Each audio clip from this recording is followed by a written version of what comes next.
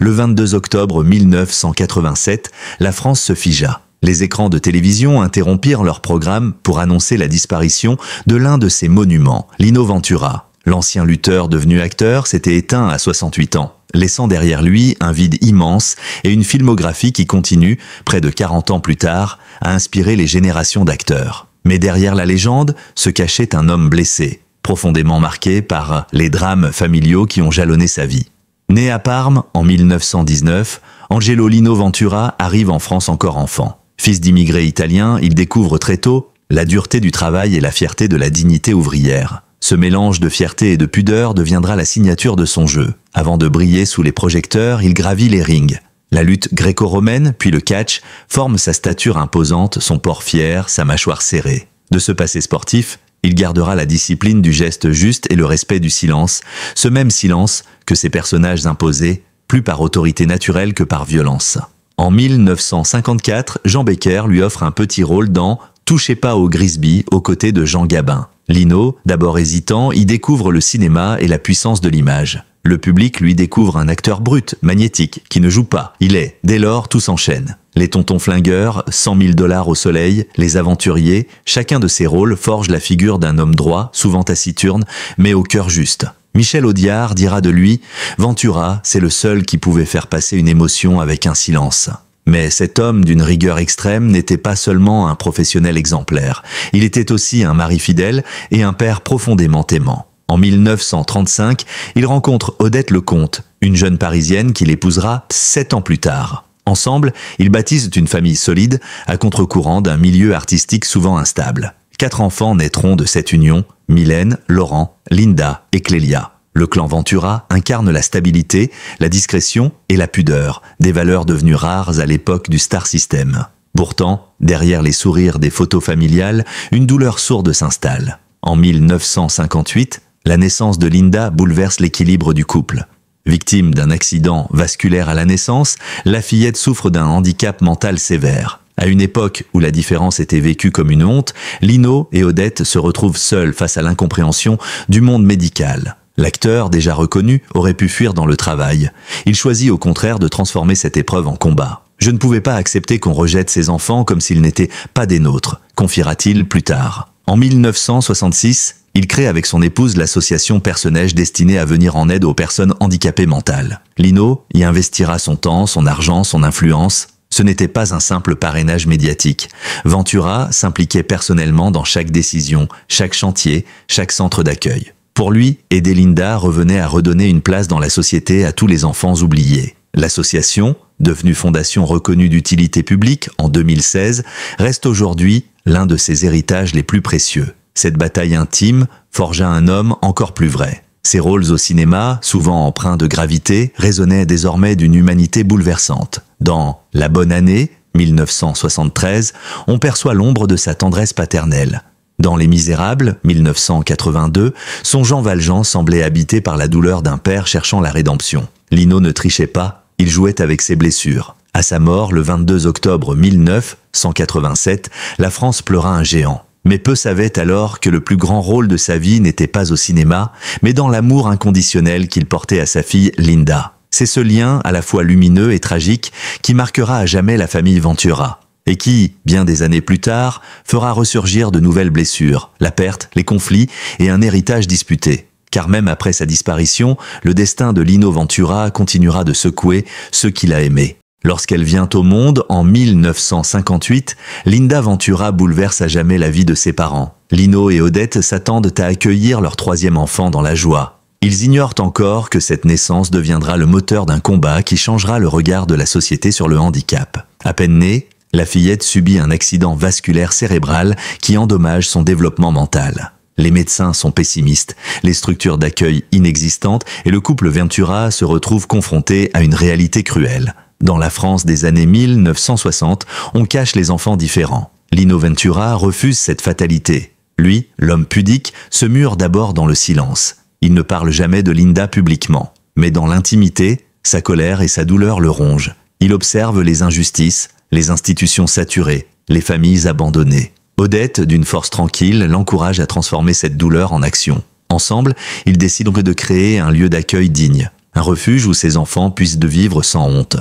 C'est ainsi qu'en 1966 naît l'association Perce-Neige, baptisée d'après cette fleur fragile capable d'éclore dans la neige, symbole d'espoir au cœur de l'hiver. Lino s'y engage corps et âme. Il met sa notoriété au service d'une cause ignorée. Il écrit, finance, mobilise. Chaque interview devient prétexte à parler de la dignité des personnes handicapées. Pourtant, il garde une pudeur farouche. Jamais il ne mentionne le prénom de sa fille. « Je ne veux pas qu'on plaigne Linda, je veux qu'on comprenne », confiera-t-il. Derrière cette discrétion se cache un amour absolu. Il visitait souvent les foyers Perce-Neige incognito, partageait un repas, un sourire, une chanson. Les éducateurs se souvenaient d'un homme ému aux larmes, humble, profondément humain. Linda grandit dans ce cocon de tendresse, entourée de l'affection de ses parents et de ses frères et sœurs. Elle ne connaîtra pas la célébrité de son père, mais elle deviendra, malgré elle, le visage silencieux d'un changement sociétal. Grâce à elle, la parole sur le handicap s'ouvre, la compassion se transforme en engagement. Perce-Neige développe ses premiers foyers, puis des établissements spécialisés pour adultes. Les campagnes de sensibilisation des années 1970 à 1980, portées par Ventura lui-même, inspirent d'autres figures du cinéma à s'impliquer à leur tour. Le dur au grand cœur devient un symbole de bienveillance et de respect. Mais l'histoire de Linda reste aussi celle d'une douleur privée. Lino, souvent absent pour les tournages, vivait dans l'angoisse de la laisser sans protection. Il confia à ses proches qu'il craignait davantage pour elle que pour sa propre santé. « Ce qui me fait peur, c'est de mourir avant qu'elle n'ait tout ce dont elle a besoin », répétait-il. Cette phrase résonnera tristement lorsque, le 22 octobre 1987, il s'éteindra, terrassé par une crise cardiaque. Linda a alors 29 ans. Elle ne comprendra pas totalement ce que signifie la mort de son père, mais ressentira l'absence avec une intensité désarmante. Odette poursuivra seule la mission de Lino, veillant sur leur fille jusqu'à son dernier souffle en 2013. Après la disparition de sa mère, Linda est prise en charge par la fondation qui avait inspiré sa propre existence.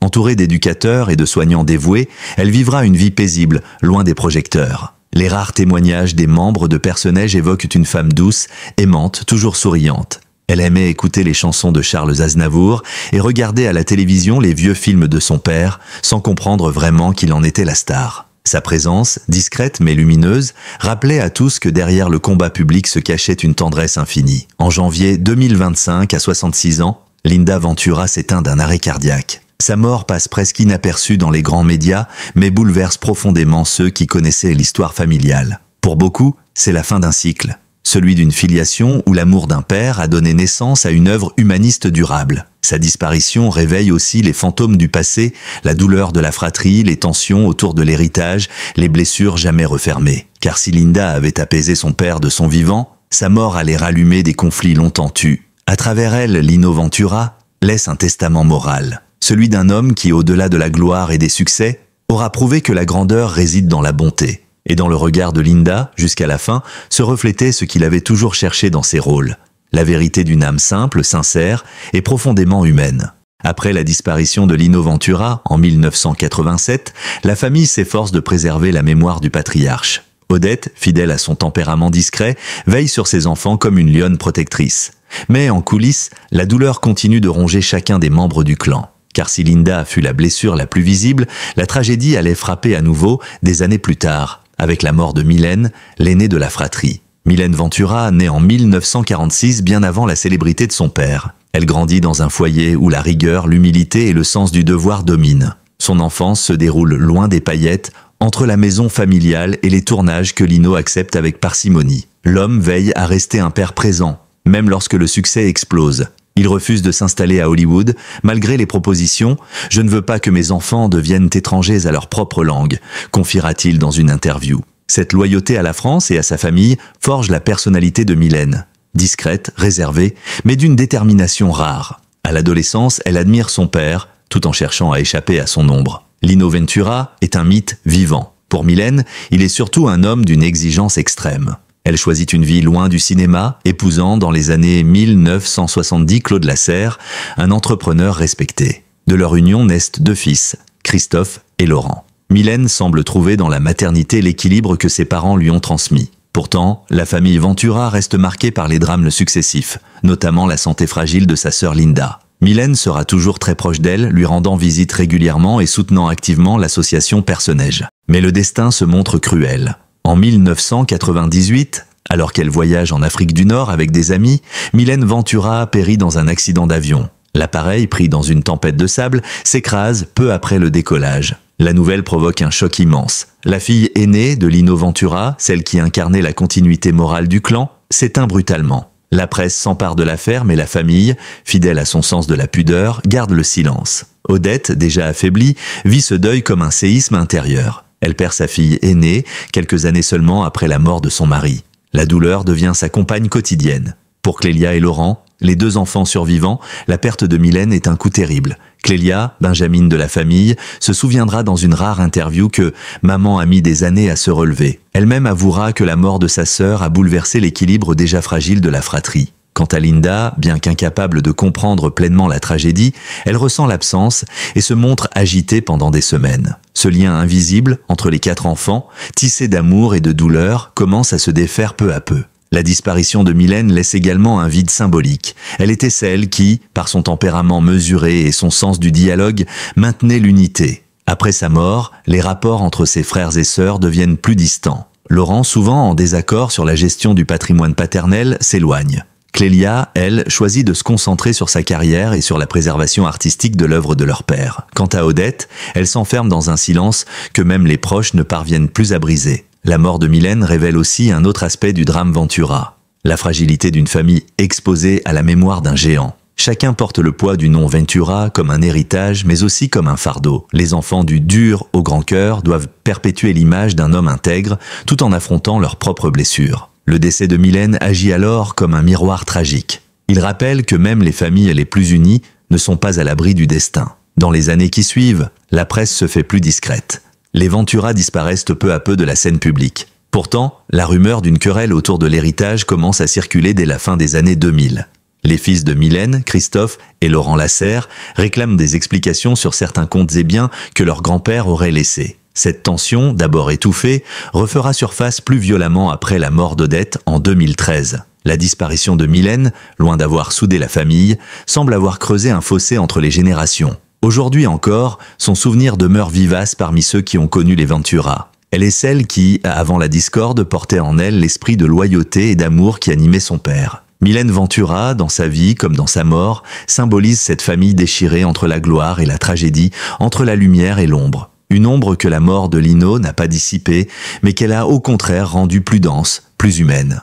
Après la mort d'Odette Ventura, en 2013, la veuve du grand acteur, la famille semblait devoir enfin trouver la paix. Mais au contraire, cette disparition rouvrit les blessures enfouies depuis des années. Dans l'ombre du mythe Lino Ventura, une bataille judiciaire et morale se préparait. Et ce qui avait commencé comme une simple vérification de succession allait se transformer en une querelle familiale retentissante, exposant au grand jour les fractures d'un clan jadis exemplaire. Tout débute en 2014 lorsque Laurent Ventura, le fils aîné encore en vie à cette époque, entreprend de régulariser les biens hérités de son père. Selon Le Point, il aurait demandé le rapatriement d'un compte bancaire suisse ouvert par Lino Ventura dans les années 1970. À l'époque, ce type de compte n'était pas rare chez les artistes internationaux, destinés à faciliter les coproductions et les paiements à l'étranger. Mais avec le temps, la question de la propriété et de la répartition des fonds s'est complexifiée. Laurent souhaitait rapatrier l'argent en France afin de le déclarer dans la succession. À première vue, une démarche légitime. Pourtant, cette initiative déclenche la fureur des petits-enfants Ventura, les fils de Mylène, Christophe et Laurent Lasserre. Ces derniers accusent leurs oncles et tantes d'avoir agi sans transparence et de s'être appropriés des biens communs. Selon eux, des sommes importantes auraient été transférées discrètement depuis la Suisse avant le décès d'Odette. Les Lasserre estiment que cette gestion, à sens unique,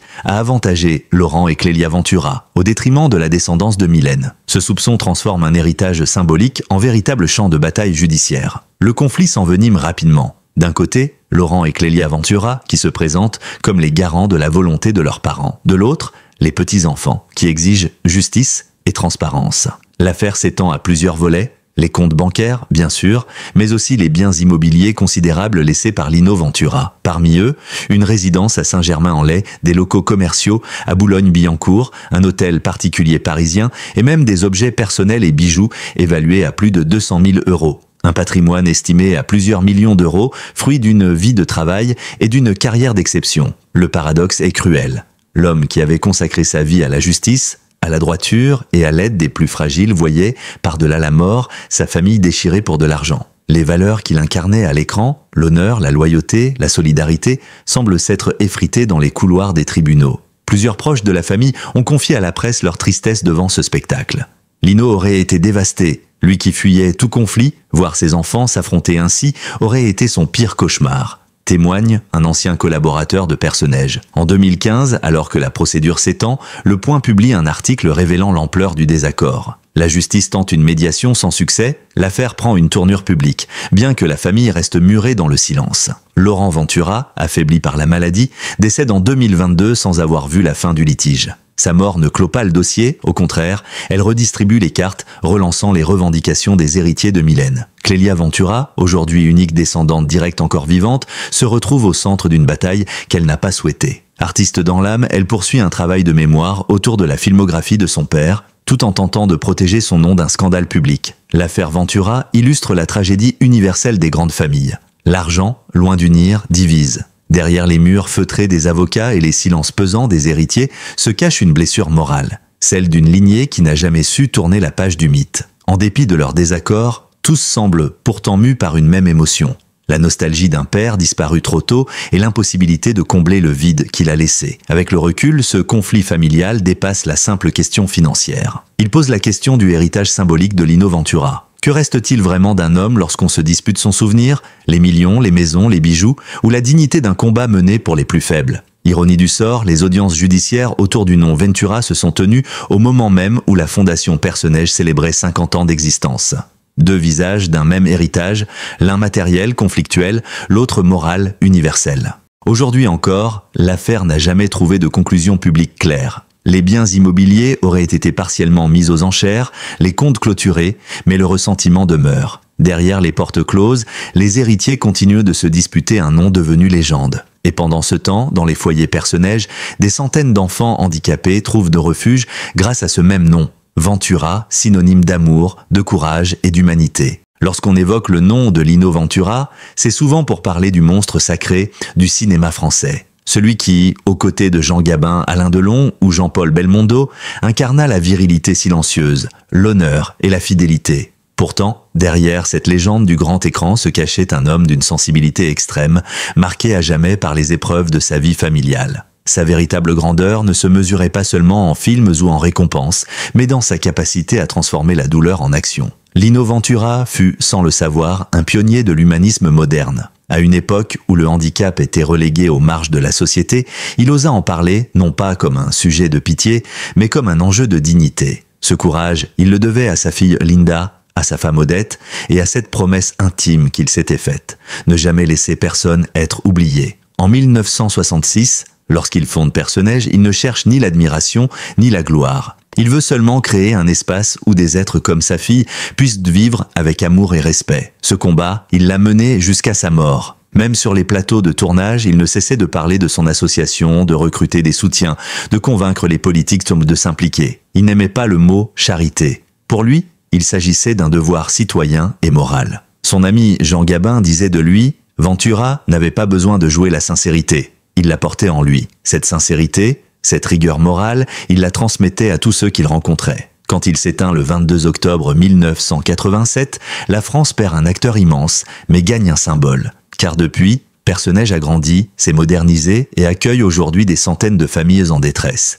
Des centres ont vu le jour partout en France. Chaque année, des milliers d'enfants et d'adultes en situation de handicap bénéficient de ce qu'il a semé, il y a près de 60 ans, dans le silence et la dignité. Lino Ventura n'est plus là, mais son œuvre parle encore pour lui. Pourtant, la fin de sa vie fut marquée par la fatigue, les regrets et une mélancolie profonde. Ceux qui l'ont côtoyé sur ses derniers tournages, notamment sur Les Misérables, 1982, ont remarqué son regard plus sombre, sa voix plus lente. Il se savait vieillir. Il parlait souvent de la mort, non pas avec peur, mais avec lucidité. « Je veux partir avant que ma force me quitte », aurait-il confié à un proche. Cette phrase prend tout son sens quand on sait la fragilité de son cœur. Lino Ventura est mort comme il a vécu, sans plainte, sans mise en scène, avec une pudeur rare dans ce milieu où tout se montre. Son héritage moral est immense, mais son héritage familial, lui, demeure douloureux. Ses enfants, puis ses petits-enfants, se sont déchirés pour des biens matériels. Ce paradoxe illustre l'injustice de la vie.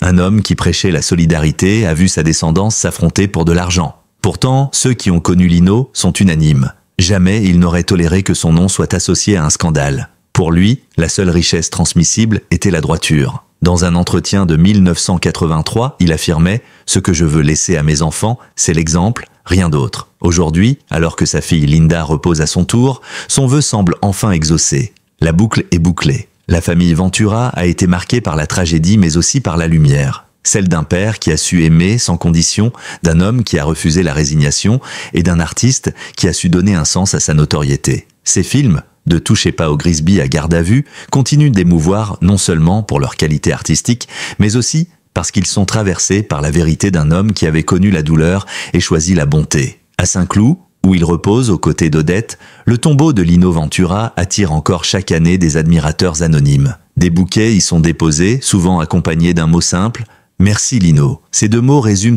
mieux que tous les hommages officiels la trace qu'il a laissée. Son héritage n'est pas seulement dans la pierre ni dans la pellicule, mais dans les cœurs de ceux qui croient encore en la force du courage et de la tendresse. Plus de 35 ans après sa disparition, Lino Ventura demeure bien plus qu'un acteur mythique. Il est devenu un repère moral, une figure d'intégrité dans un monde où les apparences dominent. Derrière la carrure du dur à cuire et le regard perçant de ses personnages, il y avait un père, un mari, un homme blessé mais digne, dont chaque geste respirait la fidélité et la tendresse. Son parcours, de la lutte sur les rings à la lutte pour les enfants différents, trace la ligne d'un destin à la fois tragique et lumineux. À travers ses films, Ventura a donné une voix à ceux qu'on n'écoute pas. À travers sa fondation, il a offert un foyer à ceux qu'on oublie. Cette double œuvre, artistique et humanitaire, en fait de lui un cas unique dans le paysage culturel français.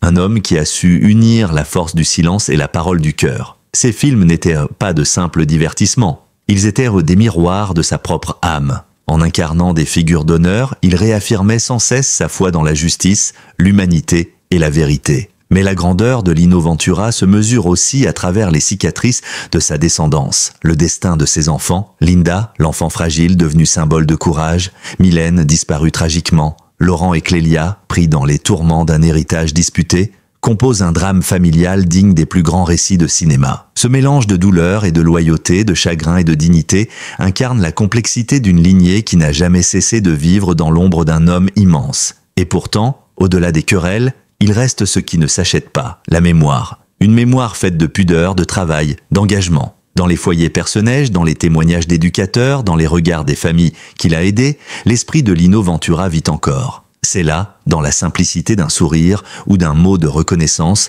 que réside son véritable héritage. Les générations passent, les scandales s'effacent, mais les actes demeurent. Lino Ventura n'a jamais cherché à plaire. Il a cherché à être juste, et c'est peut-être cette droiture, sans compromission, qui, aujourd'hui encore, touche les Français au cœur. Il nous rappelle que la véritable célébrité ne réside ni dans les trophées, ni dans la fortune, mais dans la façon dont on traverse l'adversité, avec courage, fidélité et amour. Le 22 octobre 1987, la France perdait un acteur mais gagnait un modèle d'humanité. Lino Ventura repose en silence, mais son nom continue de résonner dans chaque salle obscure où ses films sont projetés, dans chaque maison où un parent se bat pour un enfant différent, dans chaque geste de compassion envers les plus faibles, son âme veille encore. Car s'il y a une leçon à tirer de sa vie, c'est celle-ci. On ne mesure pas la valeur d'un homme à la lumière qu'il reçoit, mais à celle qu'il laisse derrière lui.